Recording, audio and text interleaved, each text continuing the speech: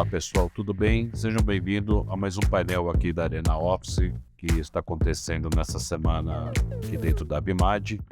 São 4 dias de conteúdo com 2 painéis por dia. Hoje nós temos aqui uma curadoria da Amanda Siqueira, da Contato Arquitetura, que vai fazer essa mediação junto comigo. Amanda, muito obrigado, seja bem-vinda. Obrigada, é um prazer estar aqui, é um prazer compartilhar conteúdo. Esse painel a gente vai falar muito sobre as tendências do mercado agora para 2023. Então eu queria que os meus convidados que estão aqui hoje se apresentassem e falassem um pouco do que eles imaginam, né, e o que é essas tendências para a construção civil agora em 2023, quando a gente fala em sustentabilidade, tecnologia, trabalho híbrido, cidades inteligentes. Bom, vou começar então. Meu nome é Eduardo Straub, eu sou sócio da Straub Junqueira. A gente é uma consultoria voltada para a construção sustentável, né? Então a gente trabalha muito com essas certificações LEED, né? O próprio Aqua, o Procel Edifica.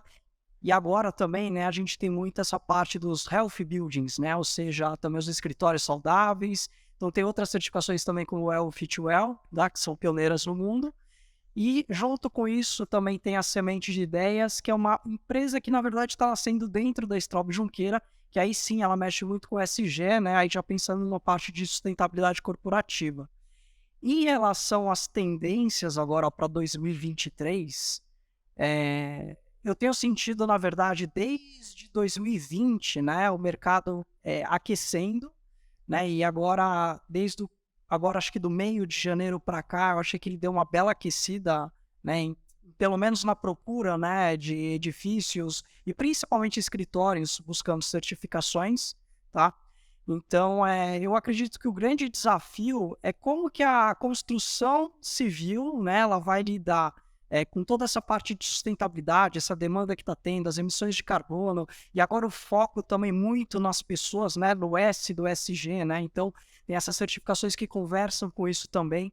É interessante, assim, né, porque dentro da construção civil, né, falou-se muito, por exemplo, que essas certificações mais ambientais para green buildings, elas eram consideradas como a primeira onda da sustentabilidade. Então, veio as certificações para healthy buildings, são a segunda onda da sustentabilidade, agora vem o SG, eu acho que para complementar isso, e ela vem como, de fato, a terceira onda, né? Então, eu acho que o grande desafio, pelo menos dentro, né, assim, do meu trabalho, assim, né, dentro dos clientes que me procuram, é como integrar isso com a demanda deles em relação a esses desafios de sustentabilidade.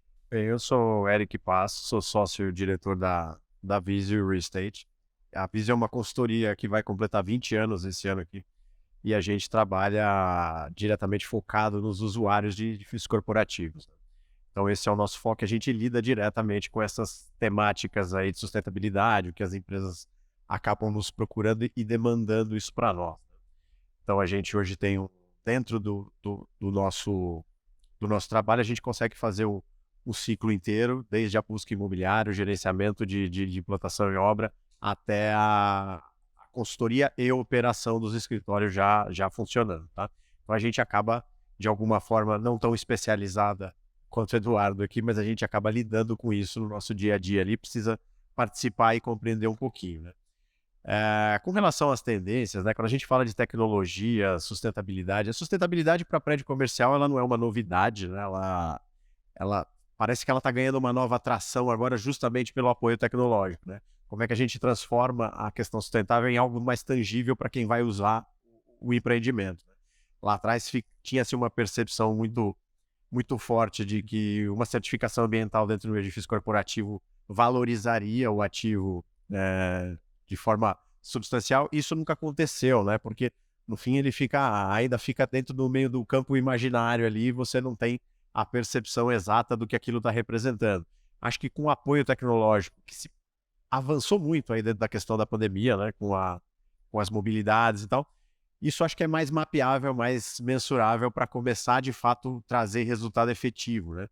Então, quando se fala dos 3 pilares da discussão aqui, tecnologia, sustentabilidade e cidades inteligentes, a tecnologia ela é o pilar principal que vai ramificar para os outros 2 temas, né? e a sustentabilidade vai ganhar um novo corpo agora, e cidades inteligentes acho que é totalmente dependente da tecnologia, né? Não dá para falar em cidade inteligente sem a tecnologia, e acho que as pessoas estão num momento de maior familiaridade com tecnologia, porque tem tecnologia que ela é independente, você instala alguma coisa, fornece algum tipo de componente que vive ali sozinho, e outras que demandam da interação das pessoas.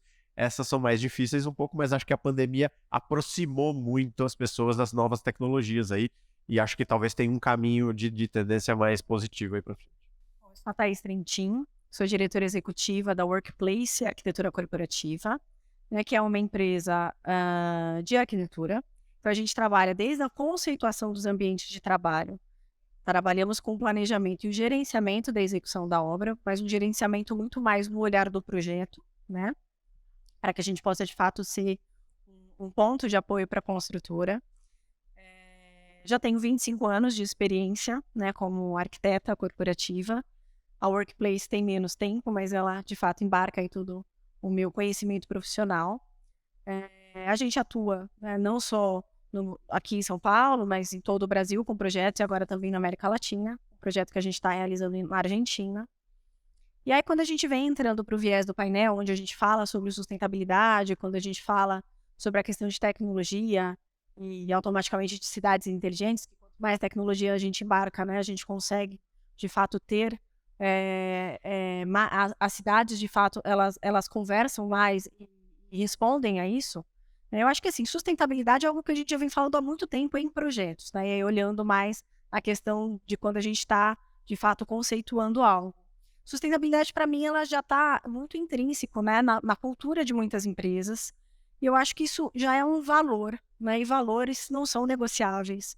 Eu acho que sustentabilidade ela já está embarcada em todos os projetos. E a sustentabilidade a gente pode olhar, claro que o Eduardo ele olha numa coisa muito mais ampla, mas quando a gente traz para um projeto onde o desafio, por muitas vezes, é um projeto menor, uma empresa menor, mas que ela olha e modela, né, empresas maiores, a gente pode começar a trabalhar em níveis diferentes. Então, eu vou olhar para uma iluminação mais eficiente, eu vou olhar também para uma questão de proximidade à natureza. Eu acho que a pandemia, o pós-pandemia, nos trouxe muito isso, né?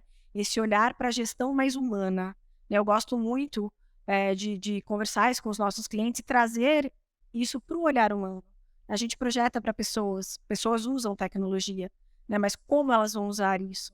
Então, o projeto ele tem que conversar com tudo isso, mesmo que sejam em níveis, em layers diferentes, para que a gente consiga alcançar um objetivo, que é uma consciência, que a gente tem que trabalhar ao longo, né, de todo o momento que a gente está atuando como profissional, para realmente gerar valor e gerar necessidade, né, fomentar isso junto com as empresas, com os projetos que a gente participa.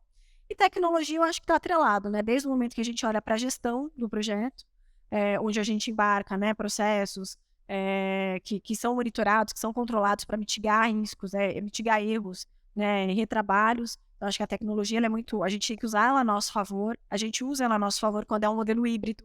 Eu acho que é um modelo que não tem mais volta, né? É um modelo que, de fato, as pessoas entenderam que é um caminho, e é um caminho sustentável, né, para as empresas, para as pessoas em si. Então, acho que é muito bacana quando a gente pode, de fato, promover isso dentro de um projeto, e o retorno é sempre muito positivo, que é o do usuário final, que é o do colaborador, que eu gosto muito de falar que nos nossos projetos o que a gente mais faz é promover bem-estar. Então, quando a gente usa todos esses pontos ao nosso favor, acho que esse é o resultado que a gente tem. Boa tarde a todos, sou Fabiano Ribeiro, diretor da Rosa Ribeiro Projeto de Engenharia. Agradeço a Amanda pelo convite. Todos falaram sobre tecnologia, né? E, enfim, ao longo do tempo tem se lançado bastante sobre o tema, principalmente sobre o tema BIM. Eu venho trabalhando desde um pouco antes até de 2010, a parte de Facility Manager para o modelo da própria informação. Hoje se fala muito referente a projetos, tudo referente a BIM, a compatibilidade, interferência dos projetistas. Nós temos hoje uma ferramenta fantástica, incrível, que como ela é parametrizada, né? Então ela dá oportunidades incríveis. Agora se está falando bastante sobre inteligência artificial, integrando com Dyne, com BIM, e podendo criar N coisas, facilitando a vida do próprio arquiteto em questão de parametrização de modelo, parametrização de zonas, parametrização de layout, de mobiliário. Hoje existem várias ferramentas até que você pode encontrar online, com criação do próprio desenho, parametrização realista de renderização de uma simplesmente uma especificação que você coloca lá, né? E ele te gera imagens 3D, fotos realistas, e bastante forte agora também parametrizações de layout inteligente, mapeados por zona.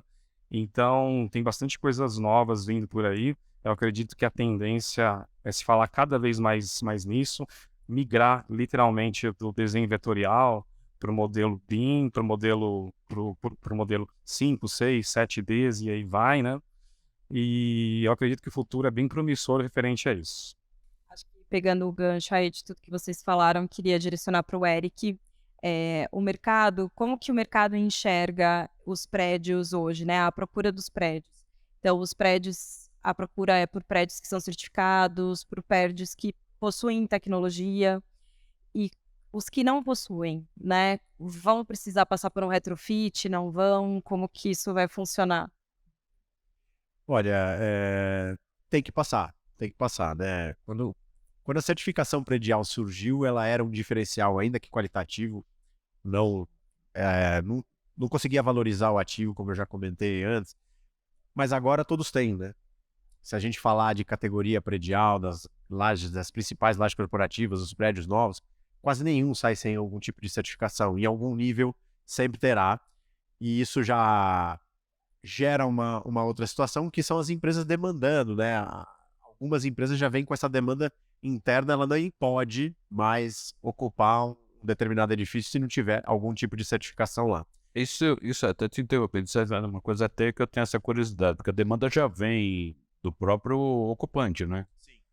Sim, dentro dos programas das companhias, todos eles têm um compromisso com sustentabilidade lá, entre outras atribuições, e uma delas é buscar a ocupação do escritório com algum tipo de certificação, né? Ele não pode romper mais isso está regrado lá. Então isso já acontece, mas a oferta dos prédios novos hoje, todos quase muito difícil hoje ter um prédio novo, um corporativo novo que saia sem algum tipo de certificação. É muito complicado. Na parte de retrofit, de reforma dos empreendimentos, aí já é um pouco mais complicado, mas alguns estão buscando se modernizar até conseguir algum nível de certificação, né? Porque senão eles ficam fora do jogo, é uma tendência isso. E às vezes o retrofit ele não vai conseguir, não vai permitir a obtenção do certificado máximo de um empreendimento, mas vai em algum nível ali fazer com que aquilo pelo menos atenda certas demandas, né? Então acho que a visão do mercado como tendência é continuar buscando isso não vai parar, né? E a utilização da tecnologia nos prédios acho que é o que torna um pouco mais tangível essas coisas, né? Porque a hora que a gente começa a ter dispositivos que possam mensurar a efetividade do sistema de ar-condicionado, de economia de luz e alguma coisa que possa também refletir no bolso de quem está pagando a conta, aí você junta os dois polos aí e a coisa funciona melhor, né? Mas a tua pergunta não tem como escapar disso. Tem um mercado ainda paralelo que vai trabalhar fora desse espectro, a coisa vai andar, os prédios mais velhos vão atender outros tipos de companhia, mas que no médio e longo prazo todos vão ter que se adaptar, não vai ter jeito. Deixa eu até te interromper, Amanda, que aí me surge uma curiosidade na relação ao BIM, né? Nessa questão do retrofit, né? Ele consegue encaixar isso dentro do retrofit com a plataforma do BIM? Ele consegue, né? O BIM é uma plataforma totalmente aberta, né? Complicado hoje, no meu entendimento, eu acredito que seja muito a forma que se faz isso, porque infelizmente não tem nenhuma cartilha, nenhuma parametrização, nenhum modelo específico de regras de como executar isso, né? Então, hoje tem grupos de comitês BIMs, eu acho que alguém já deve ter visto, ministrado até na USP, simplesmente por categorização de famílias, né? Então, assim como tem empresas grandes, empresas fabricantes de peças hídricas, que têm suas plataformas com famílias independentes criadas ali, e outras desenvolvem de uma outra forma. Então, é factível fazer, mas para essa forma ficar legível, eu acredito que todos deveriam pensar e executar de uma mesma forma. E essa mesma forma, eu acredito que não tem um estudo específico para uma cartilha especializada, fala assim, olha, é restauro, é reforma, então se parametriza desse jeito, se faz desse jeito. Porque, como é uma ferramenta muito inteligente, uma ferramenta aberta, assim, assim, comecei a trabalhar com 3D Max, que não era 3DS, desde a versão DOS. E você tinha renders, hoje tem V-Ray, enfim, Light Tracing, e que você parametrizava tudo de uma forma, criava os materiais procedurais, né? E hoje na arquitetura você consegue fazer isso. Então você consegue deixar um piso, um floor totalmente inteligente, como um mobiliário inteligente, aonde que você desenha e outras pessoas de outras áreas enxergam aquilo como benefício, por exemplo, de uma área de Space Manager, para atribuição do centro de custo, né?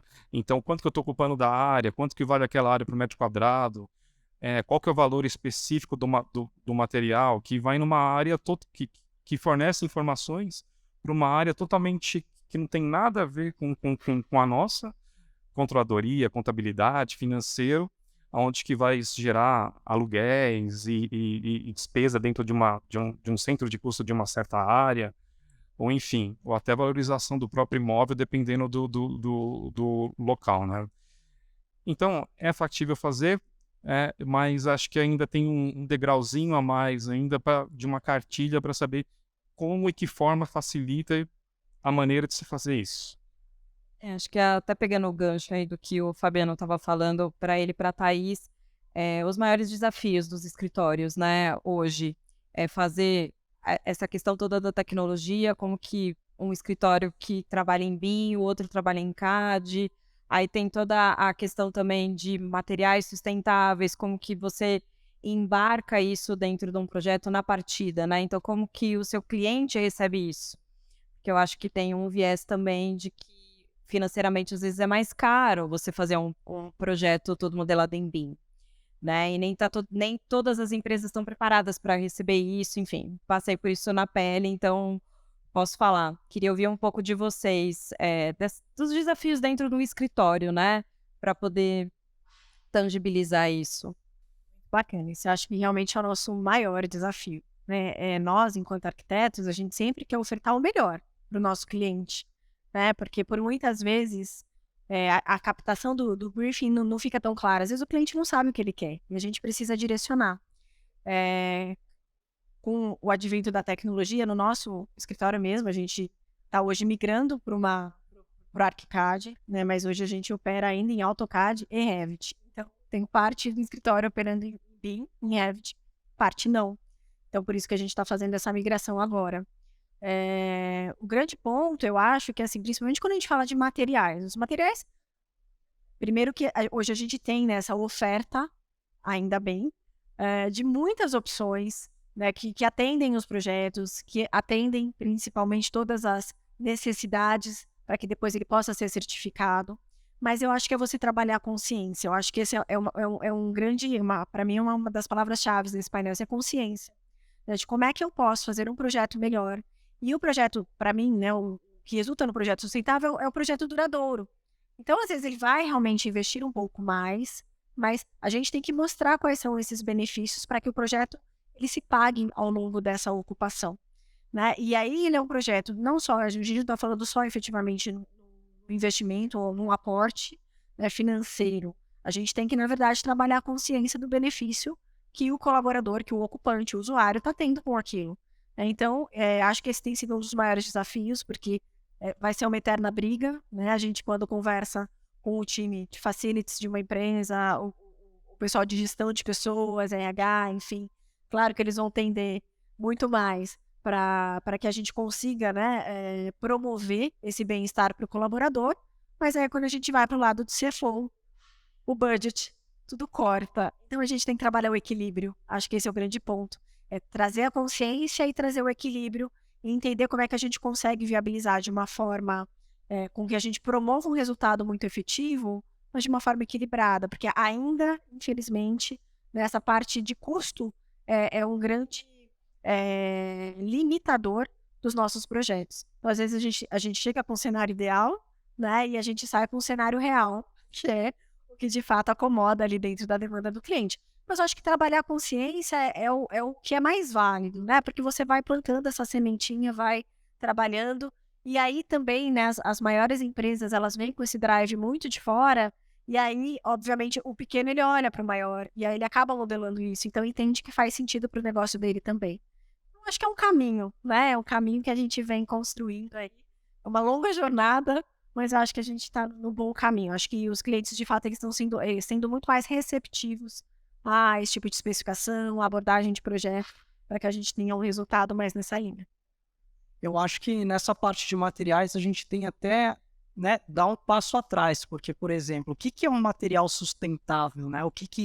E qual que é, por exemplo, e se eu apresentar dois, qual que seria o mais sustentável dentre eles, né? Então essa é uma pergunta bem complexa, né? E na verdade a nossa indústria, a indústria aqui no Brasil, são poucos os produtos de fato, por exemplo, que se faz a análise do ciclo de vida, por exemplo, né? Então, assim, o estudo da análise do ciclo de vida, ele é um escopo muito grande, você vai fazer um estudo desde o momento como aquela matéria-prima, né, ela foi pega ali na natureza, até o momento da fabricação dele, transporte, e depois no final, como que ele foi descartado, para onde que ele foi, né? E hoje existe o EPD, né, que é a Declaração Ambiental do Produto, porque assim, se nós 6 aqui a gente fizesse cada um ACV do mesmo produto, uma análise do ciclo de vida, a gente ia chegar em resultados completamente diferentes, né? Então, existe hoje o EPD, que é justamente para fazer um recorte dentro do ACV, né? Então, isso é estudado, são criadas algumas regras, né, para a categoria daquele determinado produto, e a partir disso, sim, a gente pode criar. E o EPD, no caso, o ACV, ele estuda mais os aspectos ambientais, né, os impactos ambientais daquele produto. E hoje a gente tem também quais são aqueles impactos, né, humanos, né, por exemplo, daquele material nas pessoas, né? Então, hoje, assim, o que é muito estudado também é não só entender como aquele material contribui, por exemplo, para as emissões de carbono, a acidificação do solo, dos oceanos, mas também, por exemplo, se ele traz algum componente, alguma substância que é cancerígena para as pessoas, ou traz uma asma, ou vai trazer algum outro contaminante do ar que vai afetar a saúde da pessoa. Então, assim, eu acho que a gente está na pontinha, né? Lá fora, nos Estados Unidos, Europa, eles já estão mais avançados, né? A indústria, de fato, eles já são mais exigidos, né, por esses tipos de produto. E aqui no Brasil, eu acho que a gente ainda está caminhando, né? Eu acho que a gente vai chegar lá.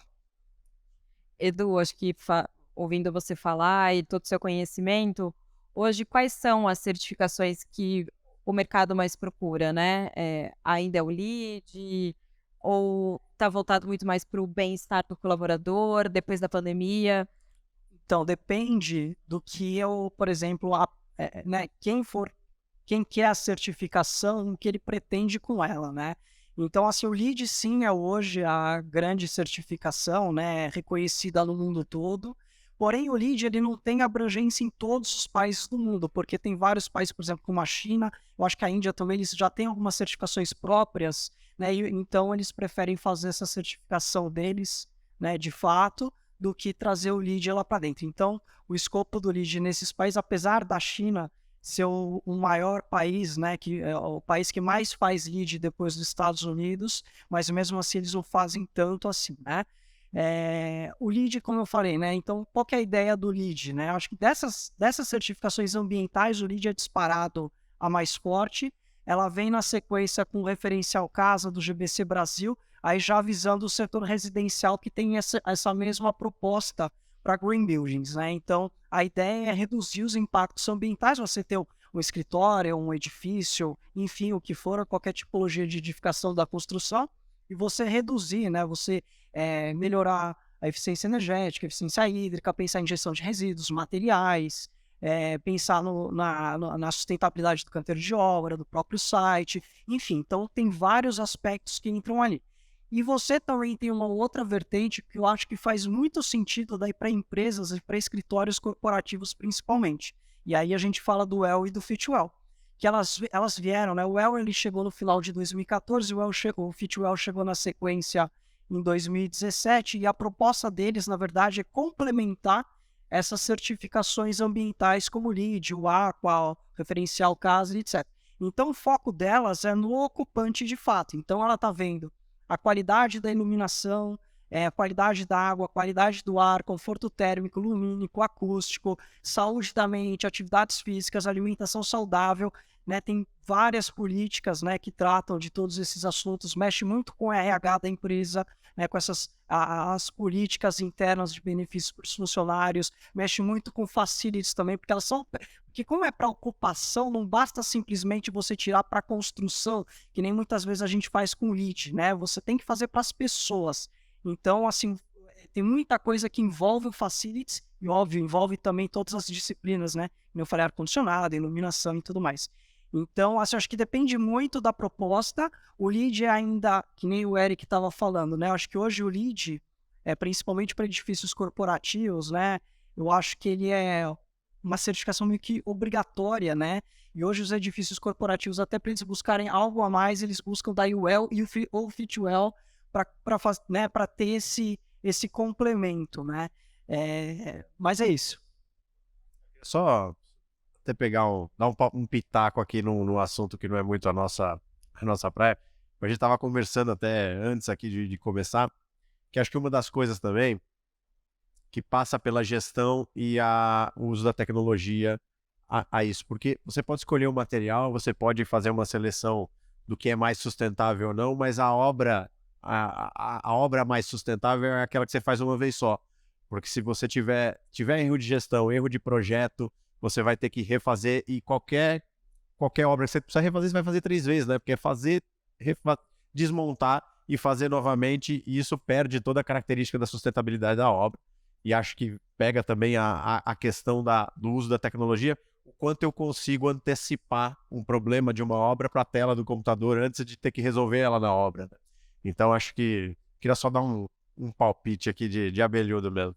Não, mas faz todo sentido, que eu acho que isso é um pouco do que o Fabiano trouxe em relação a você ter essa parametrização, né? Eu passei na pele exatamente isso, um projeto todo modelado em BIM com muito problema, né? E que não era para ter, não era para refazer, né? Eu acho que hoje, Fabiano, se você puder continuar falando o que você imagina para frente, né?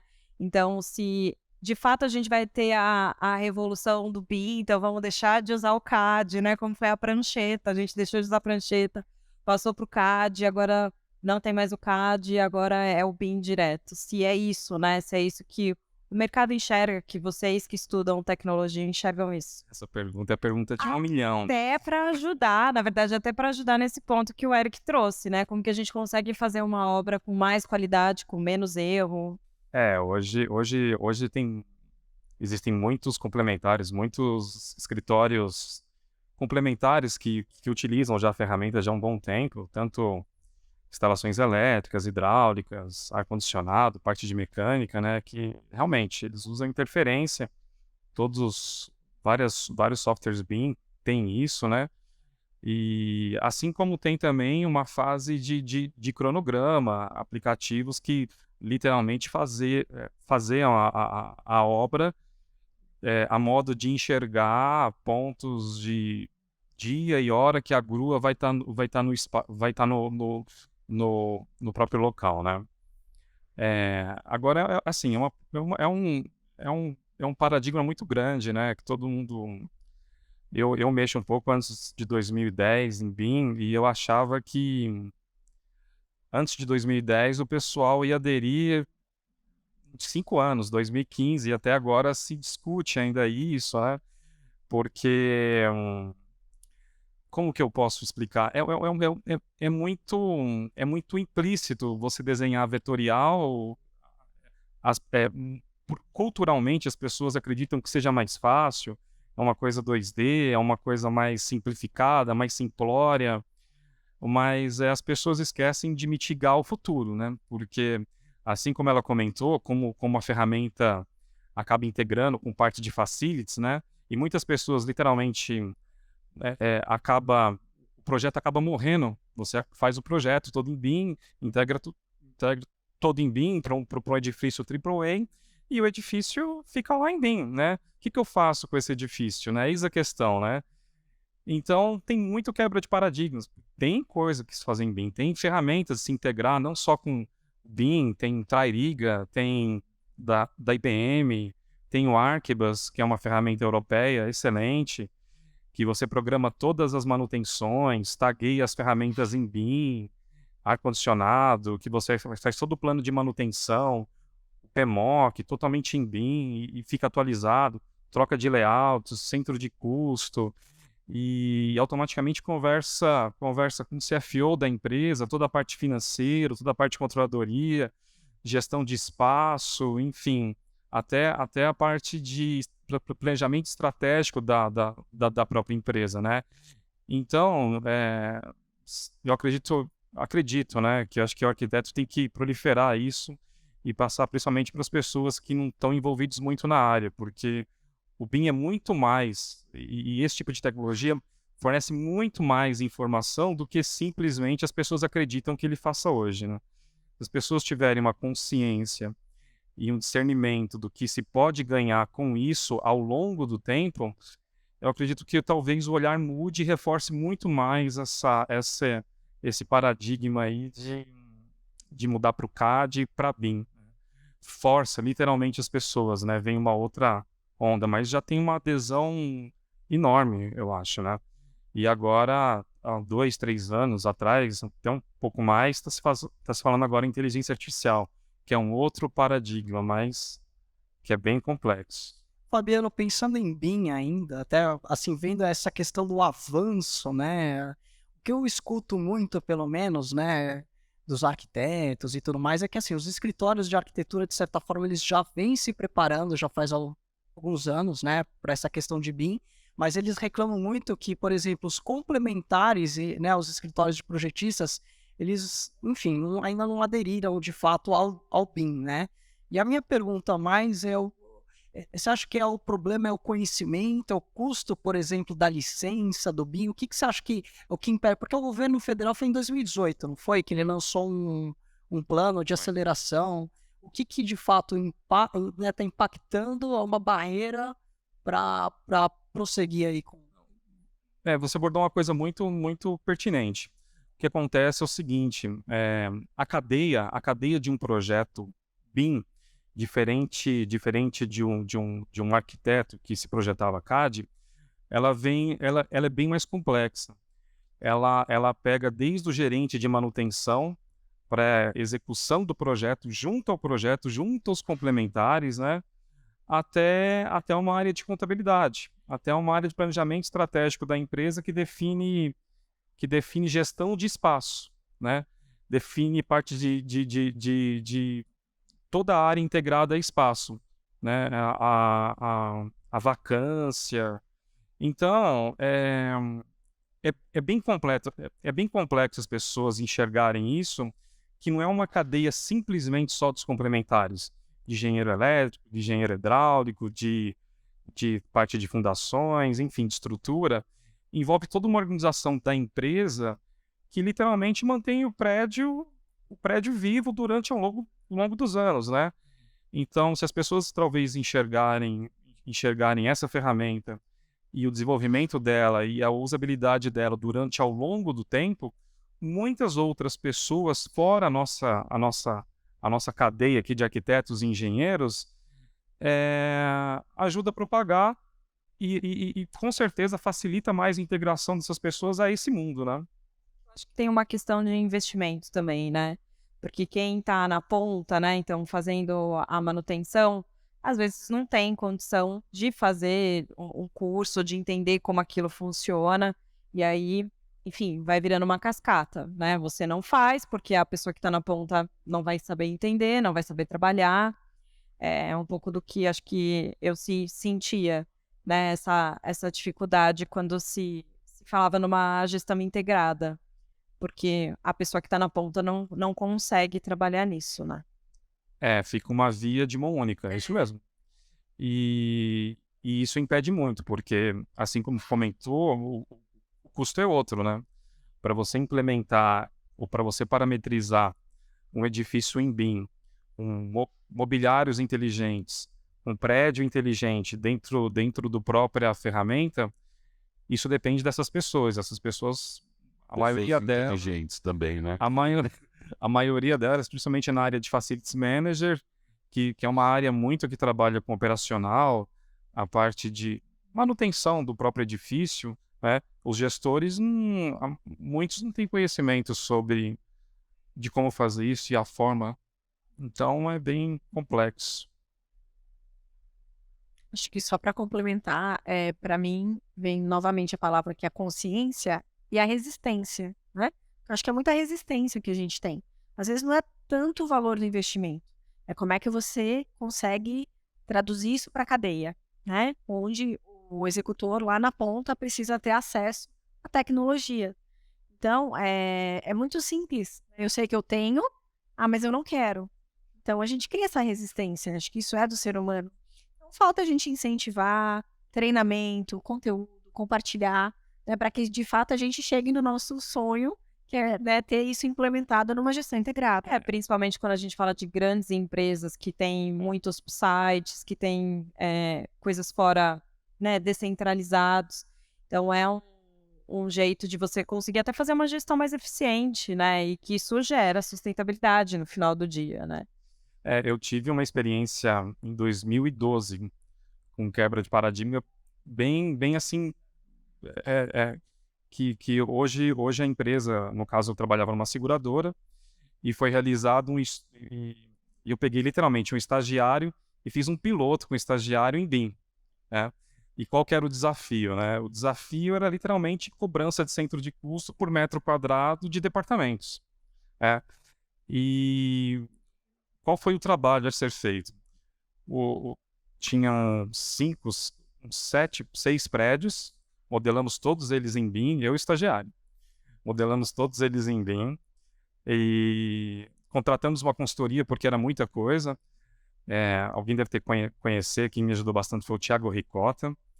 E a gente desenvolveu todo o mobiliário e todas as plantas, né? Todos os pavimentos, carpete, elevadores, áreas comuns, parametrizando todos eles, né? E criamos uma forma inteligente e específica de atribuição de custo no layout, para que seja rápida, no caso, para a contabilidade, área de tributos, enxergar aquilo e descontar dos N's coordenadores e gerência por espaço que eles utilizam em área ocupada, né? E aí ficamos 3 meses lá e ninguém dando bola pra gente, ninguém dando bola pra gente. E antigamente a área fazia isso eu vou ser redundante. A área tirava uma área dentro do AutoCAD, né? E essa área, eles mediam, viam a quantidade X lá e ia uma a uma descontando de cada área. Então demorava em torno de uns 25 dias, né? A partir do momento que a gente, enfim, peguei o estagiário, fiz uma apresentação, e nessa apresentação eu chamei as áreas que faziam isso. E aí participou o diretor, o superintendente, e aí a gente apresentou. Aí eu tive que fazer a apresentação 3 vezes, porque o que demorava 25 dias, demorava 2 minutos com o BIM. E aí já atribuía logo o centro de custo, já mudava a cor, já colocava lá, já mandava o e-mail lá para a gerência lá da controladoria, contabilidade, já com valor específico, com a área que está ocupando da turma que trabalhava por cada departamento. Então, às vezes é isso, né? Então, você acaba quebrando o paradigma e para tentar provar, olha, pode-se fazer isso, né? De uma maneira XXX, né? Mas E aí você lida com pessoas, né? até total. Aí vem o problema, né? Thaís deve enfrentar esses problemas. Por isso que a gente fala muito, né? Eu gosto de projetar para pessoas. Você pode receber um super desafio, mas no fim são as pessoas que vão ocupar, as pessoas que vão decidir, vão tomar, né, as decisões. Então, acho que quando você traz a tecnologia e você mostra que você tem que trabalhar a seu favor, né? Ele se colocou num projeto piloto 3 meses, acreditou primeiro nele, né, no que realmente ia trazer de benefício para a companhia. Eu acho que é um pouco isso. A gente tem que sempre dar luz a esse ponto, que a gente projeta para pessoas, as pessoas que vão usar. A gente fala, né, que a gente faz human-centric mesmo, os nossos projetos, que a gente olha e foca para as pessoas. São os decisores, são os usuários, então tem que ter essa adesão, né? E aí, Thaís, você que está no mercado corporativo, fazendo escritório, você enxerga que o modelo híbrido de trabalho ele é perene, ele veio para ficar de fato. Porque a gente vem acompanhando, acho que aqui no Brasil e fora, uma tendência das pessoas retornarem ao escritório, né? Eu queria que você falasse um pouquinho sobre isso, como que vocês estão enxergando, até o Eric pode complementar aí com as empresas que buscam menos laje, mais laje, enfim. Até porque nós debatemos muito esse tema, né? O ano passado, né, Amanda? A gente conversou muito num momento de retomada, né? Então a gente viu no início a retomada, como estava sendo o formato, depois lá para metade do ano, né, o que já tinha de ocupação, a Amanda comentando algumas coisas onde ela também trabalhava, né? E chegou no final do ano, a gente entende até que o ambiente ele ficou muito volátil, né? Você, de uma certa forma, você tem que se reprogramar, né? Com certeza. Acho que, começando, né, o modelo híbrido, para mim, ele é um modelo que já está, as empresas aderiram, primeiro por uma imposição, então existia resistência, depois por uma imposição da pandemia foi necessário, e ele se mostrou muito efetivo, mas não para todas as áreas, não para todas as funções.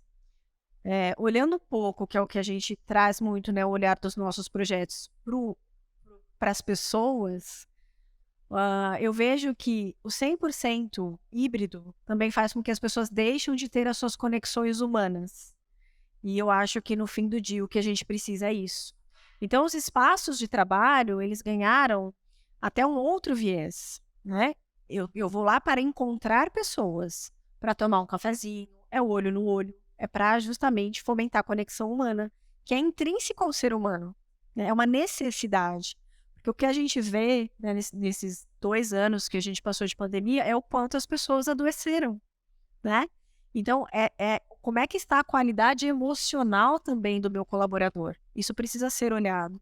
Quando a gente traz nos projetos agora, que a gente tem discutido muito, que assim, eu posso dar a liberdade, né, para o meu colaborador, dependendo do meu negócio, e não ter uma imposição, vamos fazer 2x3, 4x1, 5 dias no presencial, 2 em casa, né? Enfim, que trabalham enlouquecidamente.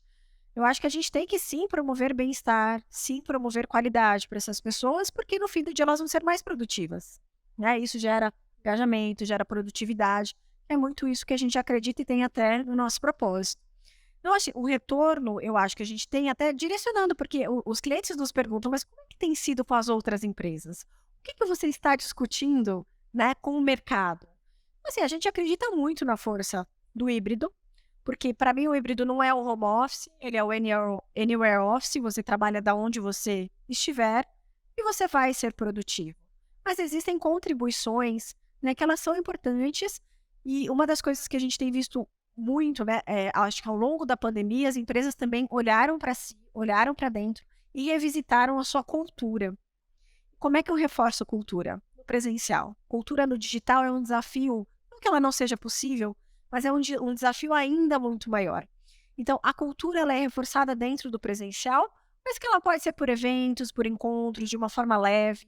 Então, eu gosto muito de dizer que a gente faz ambientes acolhedores, né, ambientes que realmente fomentem esse encontro, né, que por muitas vezes pode ser um encontro, um meeting leve da empresa, não precisa, assim, as coisas mais burocráticas a gente sabe onde faz de casa, entrar num call, mas assim, o encontro realmente, né, essa celebração, né, esse ritual, que é celebrar a cultura da empresa, ela precisa ser feita no presencial.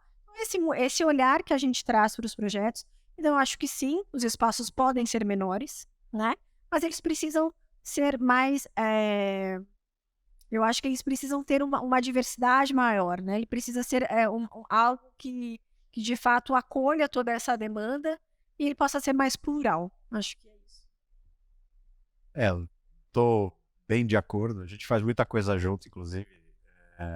Nosso trabalho é feito de mão dada com o arquiteto, justamente para poder dimensionar isso, né? E o grande desafio hoje é que as pessoas elas querem voltar para o presencial 100%? Não. Querem ficar em casa o tempo todo? Também não. O que elas querem? Ir para o escritório quando der na telha. E isso para o arquiteto é um grande problema, porque como é que eu dimensiono o espaço para você ir a hora que você bem entender e ficar lá o tempo que você achar necessário? Mas uma coisa que a gente achou interessante nesses últimos 2 dias, a gente percebeu que vários arquitetos, né, e muitos passaram por lançamentos de novas lajes, né, e outros com retrofit. A gente percebe, é um dado que eles comentaram até a respeito, que quando ocorre um retrofit, uma mudança dentro da laje, né, de um novo conceito, né, com pontos instagramáveis, né, aquele ambiente mais acolhedor, né, uma que a gente discutiu até na questão da área financeira. Certificado. Então, isso, quando ele volta para aquele local, ele percebe que é muito gratificante, porque não era o que existia, né? É o que passou a existir daqui para frente, né? Sim. Então ele se sente mais à vontade em estar lá presente. E aí entra uma guerra, porque quando eu reformulo o escritório para adaptar as novas formas, normalmente eu estou reduzindo ele. Aí a atratividade do funcionário para dentro do escritório, ela passa a ser um problema, porque eu não quero que ele venha todo dia, porque ele já não cabe mais. Então entra um outro aspecto. A gente tem casos aqui de um cliente nosso com 1.100 funcionários que foi para dentro de um coworking com 40 posições de trabalho. Então, o ambiente é acolhedor, tudo funciona, mas eu não quero que você venha muito. Tá muito claro, porque não tem onde pôr.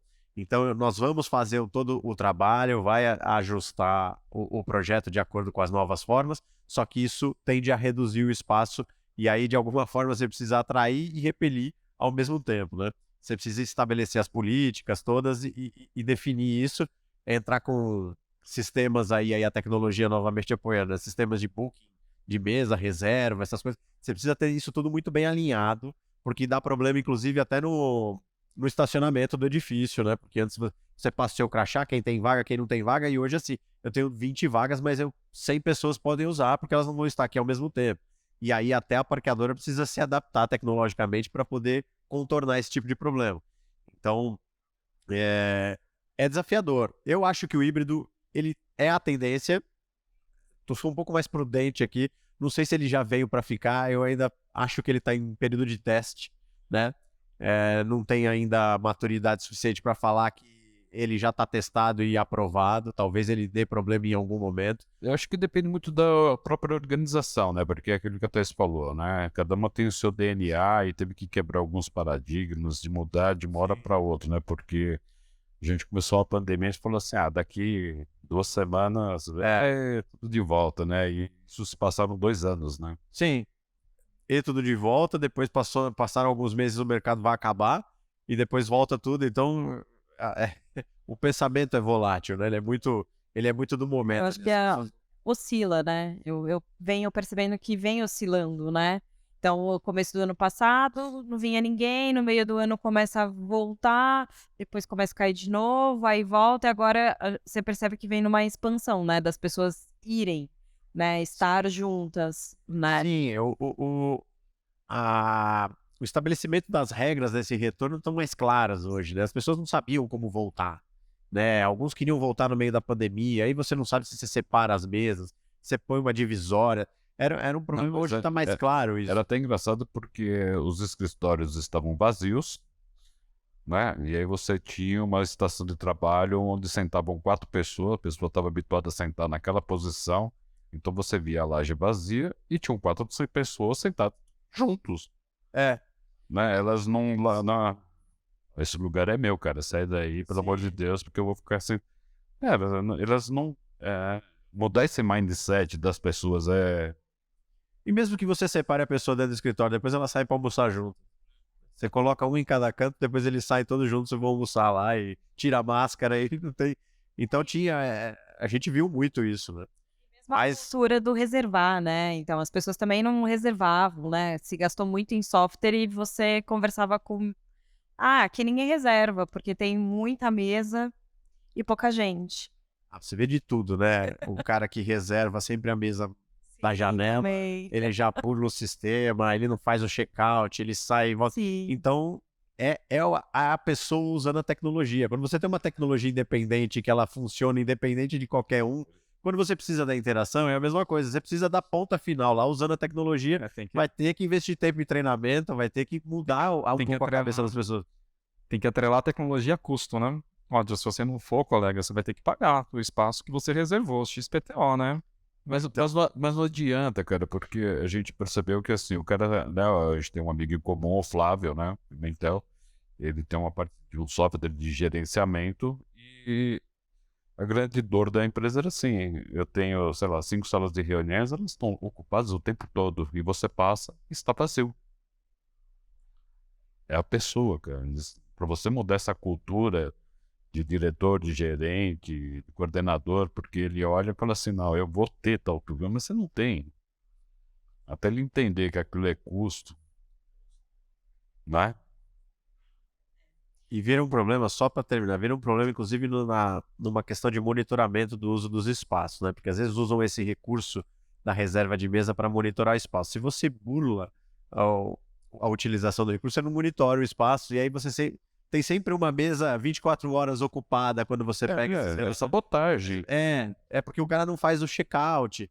Tem o outro que tampa o sensor, tem uns que tem um sensor embaixo da mesa de presença ali, e o cara vai lá e cola o chiclete ali e a mesa fica sempre pra ele. E as recepcionistas coniventes nisso, né? Porque ela, ó, tá aqui meu crachá, vai lá e faz a reserva da sala. É por isso que a gente vem até discutindo com o Flávio muito isso, que não é mais só a reserva, né? Só o reservar, é o monitoramento de forma geral, né? Você ter devices que você consegue monitorar e perceber que você tem uma zona vazia, ou que você tem uma mesa que está sempre ocupada, ou uma mesa que está sempre livre. Existe alguns monitoramentos por câmera que você consegue contabilizar a presença das pessoas, mas aí entra um outro problema com o LGPD lá, invasão e dados, você não pode mostrar quem é a pessoa, você tem que tomar cuidado se essa câmera não vai aproximar a ponto de exibir o documento que ela está lidando na mesa naquela hora, então tem outras coisas. Tem a parte técnica de instalação, às vezes é muito traumático instalar um sistema desse dentro do escritório, e em algum momento a gente vai chegar em algo que seja sustentável, que custe e funcione, né? Mas hoje a cidade sustentável, você tem câmera em tudo quanto é lugar, não é? Você tem, mas... Aqui, ó, nós temos uma câmera ali que tá filmando a gente aqui dentro aqui do espaço, entendeu? Então, assim, até essa parte, assim, pelo que eu já li e tal, né? Pelo menos lá nos Estados Unidos, né, o pessoal na China, né, consegue pegar o rosto da pessoa, né, seja por drone, seja pelas câmeras. Eu lembro que estava tendo um debate desse, até onde, né, por exemplo, a polícia, sei lá, pode chegar e focar a pessoa, né? Eu acho que talvez é algo ainda que, né, vá ser discutido aqui nesses próximos anos. China acho que pode, né? Eles têm eles têm aquele sistema de localizar qualquer pessoa em 2 minutos e tal, e agora aqui acho que tem um pouco mais de barreira com relação a isso, tem algumas limitações. Sim. Então, aproveitando aqui para a gente finalizar, a gente está falando de futuro, o que vocês imaginam para o futuro? E o futuro não 2023, né? Um futuro aí mais a longo prazo. O que vocês imaginam para o futuro? Eu acredito, se a gente não se autodestruir antes, sim, eu acredito que, sim, a humanidade, na verdade, ela tem caminhado muito para esse aspecto da sustentabilidade, né? Quando a gente fala sustentabilidade, a sustentabilidade é um um universo de coisas, né? Existem finanças verdes, existe a agricultura sustentável. Então, eu acho que é muito amplo, né? O que a gente está tratando aqui é dentro né, da nossa esfera, que é a construção civil, ou seja, né, até falando daquela frase, né, pense local, né, haja local, pense global, né? Então, alguma coisa nesse sentido. A gente tem que fazer cada um a sua parte, né, para a gente conquistar o todo. E eu vejo, assim, a sociedade, né, de certa forma, pressionando cada vez mais os governos, né, para essas questões, mudanças climáticas, né, começou muito, né, essa parte de biodiversidade, né, falando da Amazônia. Eu achei que nesses últimos anos a parte social começou a ficar muito pesada, né, tem toda essa parte de diversidade, né, e tem a política do cancelamento. Então acho que isso começou a pesar bastante. Então eu acho que, assim, talvez a gente caminha, né, as empresas, a sociedade como um todo, a gente está caminhando cada um dentro da sua área para atender isso, para chegar nesse ponto ótimo. E aí, alinhado a tudo, vem a tecnologia, vem uma série de coisas, e eu acho que cada vez mais vai favorecer mais. Eu acho que estou de acordo com o Eduardo. A tendência está clara. A gente só precisa talvez diminuir um pouco a euforia, muitas vezes, com algumas coisas e fazer o que é possível. Não dá para sair atropelando, porque agora tudo precisa ser eco, tudo precisa ser sustentável, a conta precisa fechar no final. Senão não adianta, as pessoas precisam utilizar, né?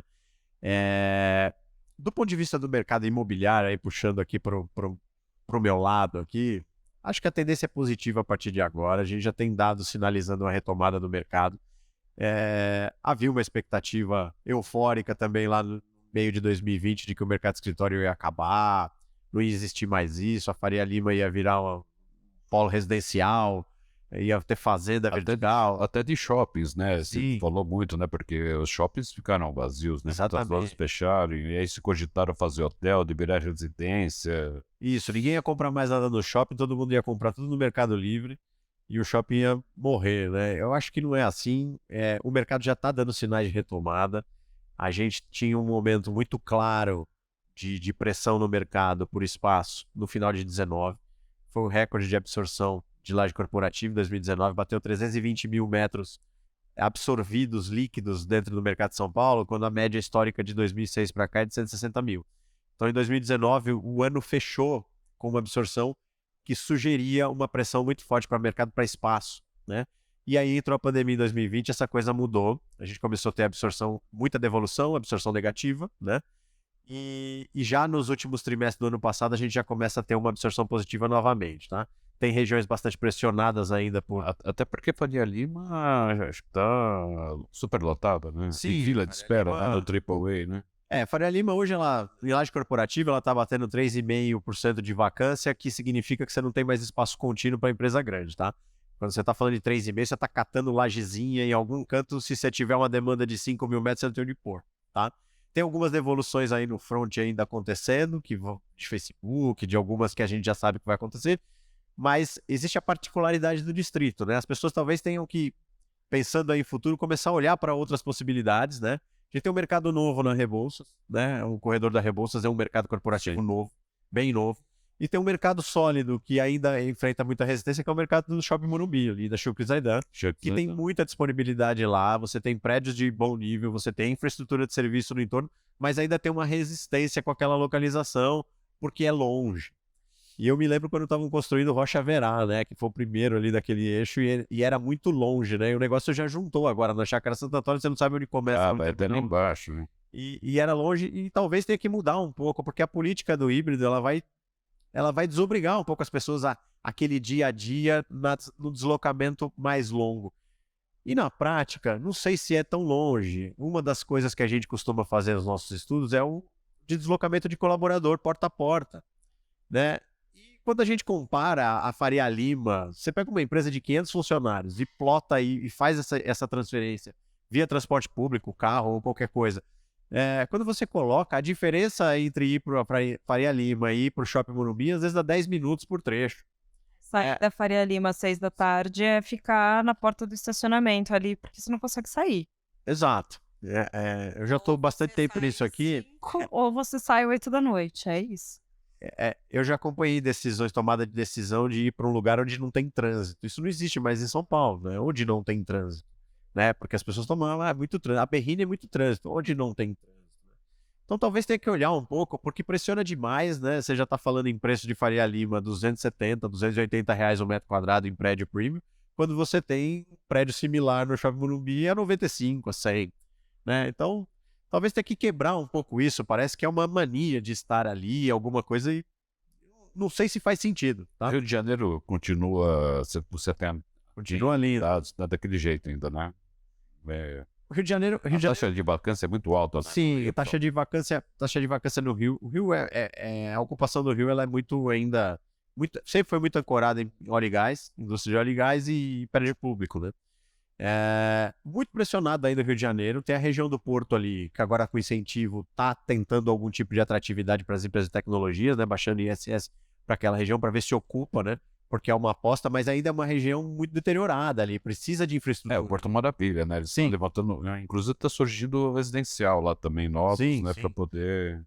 Tá cheio de empreendimento novo lá, tudo vazio, né? Muitos ainda. Empreendimentos de bom nível, com oportunidade de negócio para quem vai ocupar excelente, mas ainda tem. Lá tem um problema que é o entorno e a infraestrutura ainda, que é muito deficitária. Diferente do que a gente está falando aqui de Shopping Morumbi, por exemplo, que tem uma resistência quase similar, só que você tem tudo em volta. Como o Shopping Morumbi não é a região do Porto Maravilha, né? Então, talvez tenha que olhar um pouco. Mas Rio demora um pouco mais para retomar. Vacâncias ainda mais altas, ainda muita devolução, né, de área lá. E é mais difícil de retomar, né? Não é um mercado... Não tem a abrangência que tem o mercado de São Paulo. Aqui você tem tudo, né? A gente percebeu que pouco antes da pandemia, acho que até durante a pandemia, teve algumas instituições financeiras que acabaram indo e locando, saíram de São Paulo e foram direto para o Rio, locaram o prédio inteiro, né? Sim. Você tem o Bradesco, que comprou um prédio no Porto ali, eles ocupam o prédio tá vazio também, assim. No sentido da ocupação, não se sabe muito o que eles vão fazer, né? Porque eles também estão no sistema híbrido, tem muita área lá, eles compraram o prédio, e o prédio não tem muito movimento até onde a gente tinha apurado. Pode ser que tenham retomado já, esteja mais movimentado hoje. Mas acho que a tendência ela é positiva no sentido, se a gente for comparar com o caos que se pregava lá atrás, né? De mercado em rota de destruição aí, né? Mercado de escritório. Deu uma grande alavancada muito para cowork, né? O cowork sempre foi um fomento nisso, né? E acho que essa questão do híbrido agora, muitas companhias acabaram adquirindo lajes e o cowork acabou crescendo nisso. O coworking ele vai direto no ponto que é vital agora, que é flexibilidade. Eu não sei que tamanho eu sou, eu não sei quanto eu fico, eu faço um teste no coworking porque eu tenho contratos mais flexíveis. Faço uma coisa mais curta, temporária, e aí eu me ajusto, eu espero, eu ganho tempo no coworking. Então, Eu até consigo, por exemplo, ter escritórios em todas as regiões de São Paulo. sim. Né? Ele ajuda o meu colaborador a participar desse processo, para não ter essa resistência de quem está na Zona Leste sair, por exemplo. Que foi a ideia de muitas organizações, né? De você pulverizar isso em vários polos, né? Na Zona Leste, Zona Sul, Zona Oeste, até para favorecer o colaborador, para não ter que ficar 2 horas de trânsito, né? Ele procurar um local próximo para poder...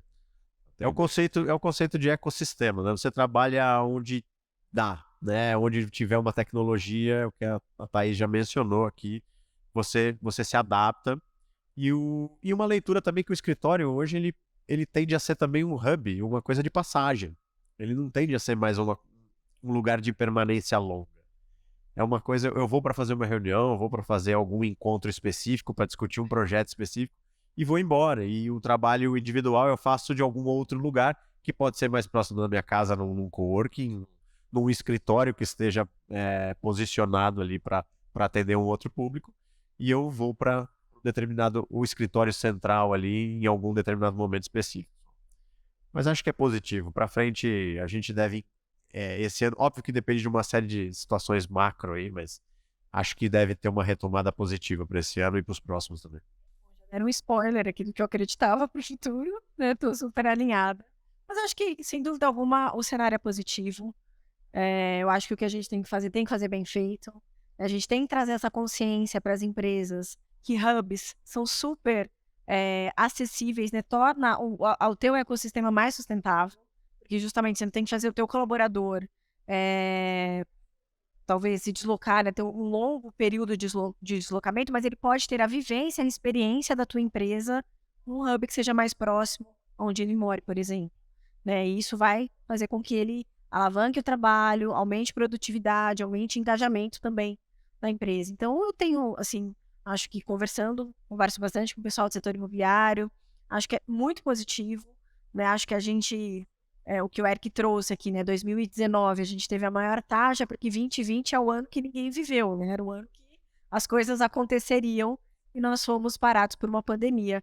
Então, isso está tudo muito represado, né? Eu vejo que o mercado ele vem trazendo isso numa força, que agora, 23, vem uma retomada muito positiva das empresas querendo se reinventar, querendo se renovar, proporcionar experiências diferentes para os seus colaboradores, né? E o que eu trago para isso é que a gente tem que pensar no colaborador, porque, afinal de contas, né, o que a gente trouxe aqui são pessoas, e as pessoas que movimentam os sistemas.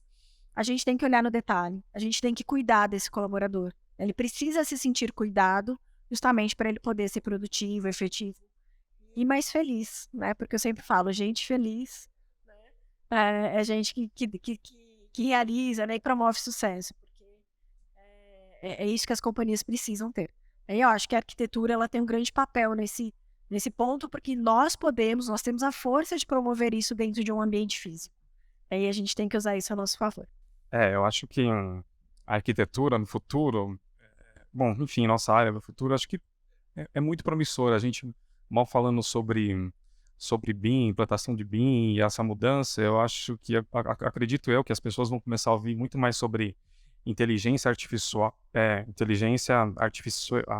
na nossa área, e que integra muito, né? Hoje tem plataformas existentes hoje, que você entra no Discord, que é um navegador game, que você simplesmente escreve como que você imagina a edificação, e em poucos momentos renderiza 4 modelos que você especificou, de parede, tipo de vista, tipo que é planta, enfim.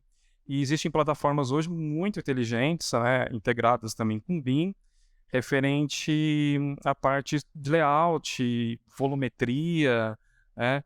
E assim de uma velocidade incrível, que não precisa de estagiário para ficar fazendo desenhos, né? E tanto a parte de mobiliário da mesma forma, né? Então eu acredito que vai ser uma coisa muito falada, porque é espetacular, né?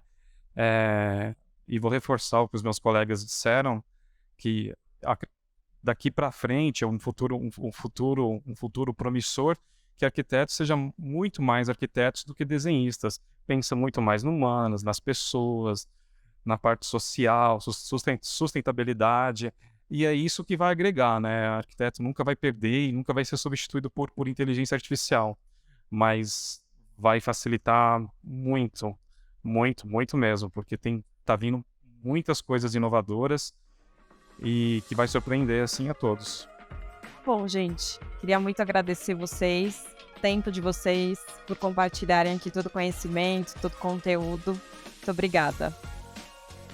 Eu que agradeço. Obrigado a vocês pelo convite. Obrigado a todos. Obrigado, Eric, Pedro, Fabiano, Thaís, Amanda. Amanda foi a grande curadora do dia aqui com os convidados para enriquecer ainda mais o painel. Grande desafio. Obrigado a presença de todos que estão aqui na plateia assistindo. Obrigado e até o próximo painel.